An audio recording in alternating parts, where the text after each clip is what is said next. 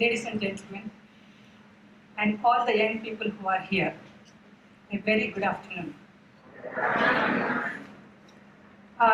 It's a pleasure to be here, and I'm going to present my perspectives on the voyages into unknown.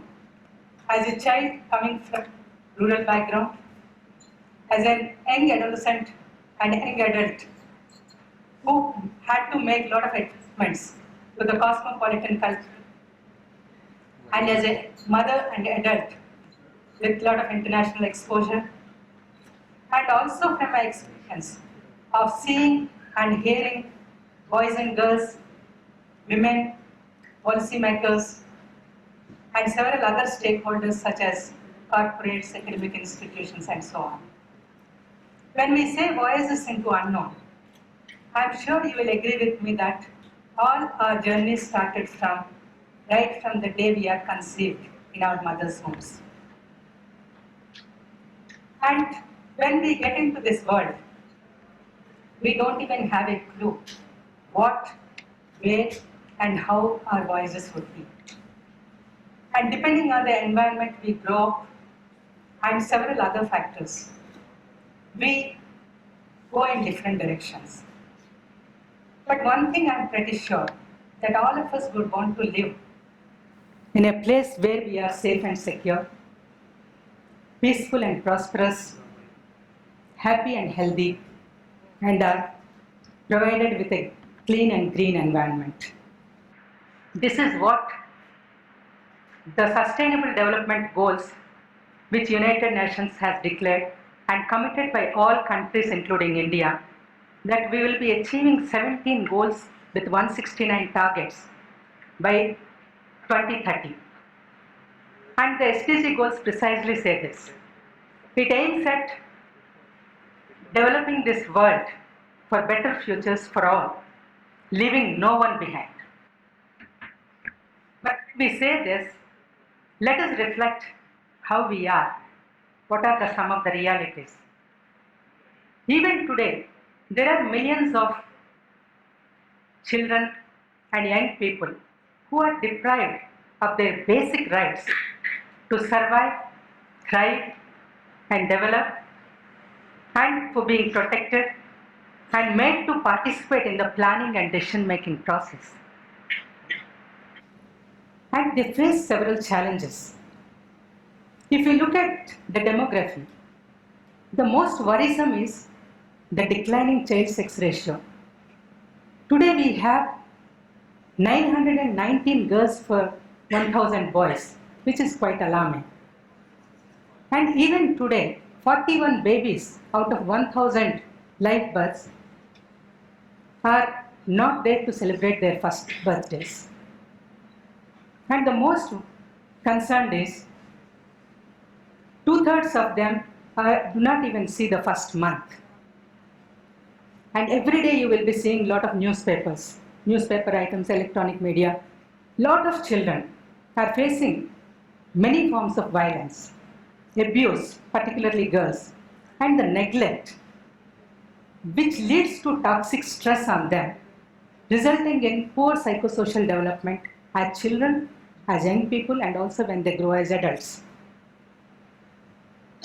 And even today, 40%, about 39% of children are stunted, which means that they are deprived of energy and protein foods for prolonged periods, which have implications on their learning achievements, ultimately resulting in the stunted bodies and stunted minds. When they grow up, their learning achievements are poorer, and when they grow as adults, their capabilities are poor. And this is pushing them into the trap of intergenerational cycle of poverty. And when I say this, if we club it with stimulation, it is further worse. Why I am saying this is 90 to 92% of the adult brain development is completed in the first 6 years of life. And in the first 2 years, it leads to foundational development, like language development, intelligence, socialization, etc. And 3 to 5 years, it leads to the emerging talents such as organizing abilities, planning abilities, concentration, and so on. On the other hand, if you see, our children and young people have lot of dreams, hopes, aspirations. At the same time, they also have fears. They have new ideas, thoughts. They want to have freedom to make choices, take their own decisions, and they want to pursue their aspirations, want to try out some enterprise or business. But at the same time, they are having fears that do we have the skills to pursue this? Do we get the freedom to make choices? And they have a lot of complaints to make. So I think this is the time we have to think about the investing in young children and young people.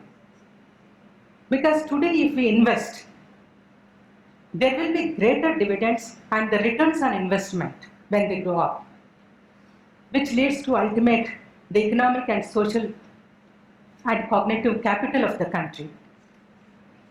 And they will get 13% returns in terms of reducing poverty and increasing prosperity.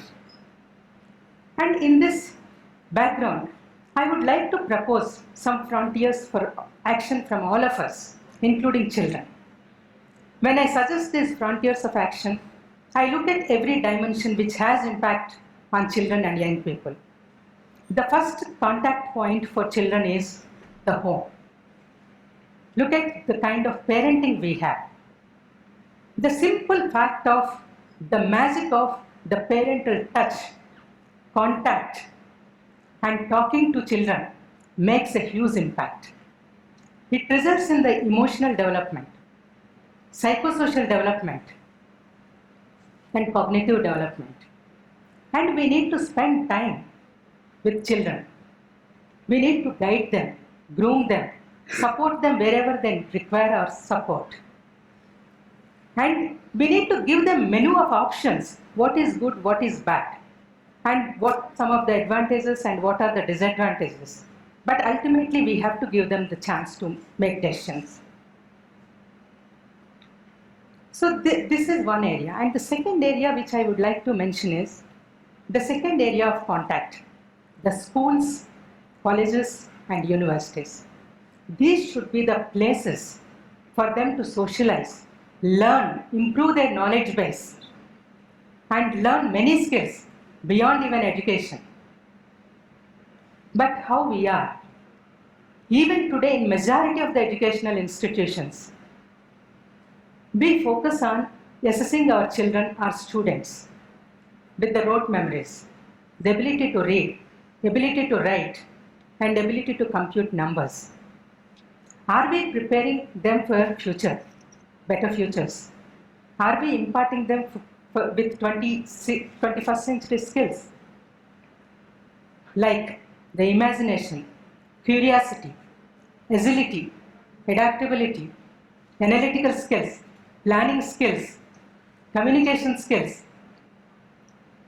and then financial literacy, digital literacy, networking capacities, collaborative capacities, and so on, many skills.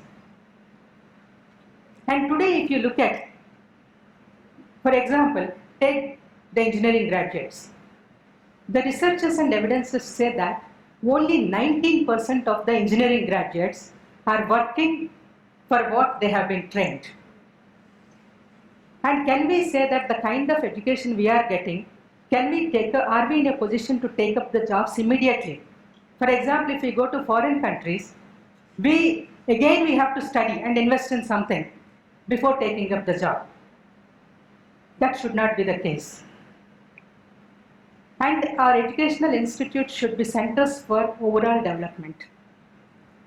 And the third area I would like to say that beyond education, we need to build our skills, particularly the entrepreneurial skills. What should we doing? What should we do?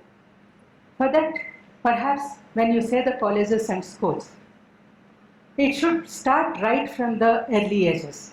The school should promote the culture of entrepreneurship, the culture of innovations. We have science fairs.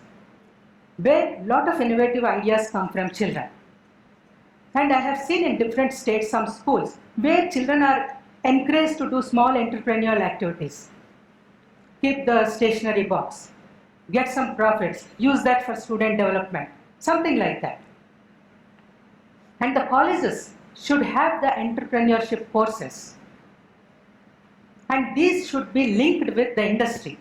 Right from the day one, from the period of the studies, they need to be involved in the entrepreneurship activity and the first-hand experience so that when they come out of the institutions, they are ready to do something. They come with greater confidence. And the government already has started several policies for promoting entrepreneurship and innovations in the children, young people. But it needs to be further youth-friendly. The simplification of the process, and it should be access to everyone. And if we want to build the ecosystem of the entrepreneurship and the innovations, I think there has to be greater coordination between the government and the academic institutions such as right from the schools, colleges, universities and the industry. And they need to be provided with the first-class facilities for studies and learning. And then we should also think of making our living spaces smart. When I say smart, we need to live in a place which are clean, which are with green environment and reduced carbon footprint below the threshold levels, and with safe drinking water, sanitation facilities, and also vibrant facilities such as the child care facilities like Anganwadi centers, schools, health centers, libraries, banking facilities, internet facilities, etc. The other area which I would like to propose, today if we see, I have already shared with you some of the facts, but based on that what we can realize is still millions of children who are marginalized and disadvantaged. So how to include them in the development process? They may be living in rural areas, villages, or urban slums, or in the middle of the mountains. How do we make efforts to bring them?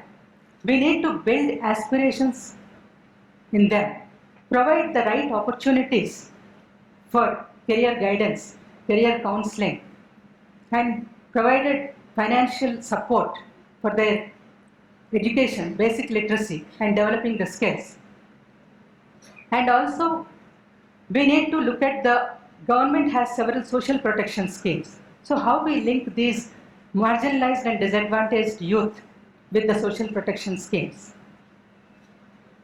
And ultimately, I would like to come to the young people and children. What should you do? Right from the childhood, you need to think about how to build yourself. First of all, at the personal level, and also what is the major role for you to play. At the personal level, perhaps you need to improve your basic literacy, and when you are in the educational institutions itself, you need to develop the culture of learning, entrepreneurial attitudes, and also the value systems. The values including ethics, discipline, better organization, planning, all these you have to learn. And as what is the greater role that you can play? Because you are the torch bearers for the future generation. So you need to include people, respect everyone with dignity. And you should be the social change agents. There should not be any discrimination between the boys and girls. There should not be any discrimination based on the income status or the social status. So you can change. You inherited something which you have some complaints. But when you give this to next generation, there should not be any complaint. It should be a developed society. And with that, I would like to conclude by saying that we all should make conscious efforts to guide, groom, and support our younger generations to start and progress in the voyages not to the unknown but to the known spheres which they are dreaming, which they are aspiring. So to pursue their dreams and aspirations without any fear, to make the world for the future development, better futures, and pass on this torch to the future generation with pride. I wish you all the best. Thank you.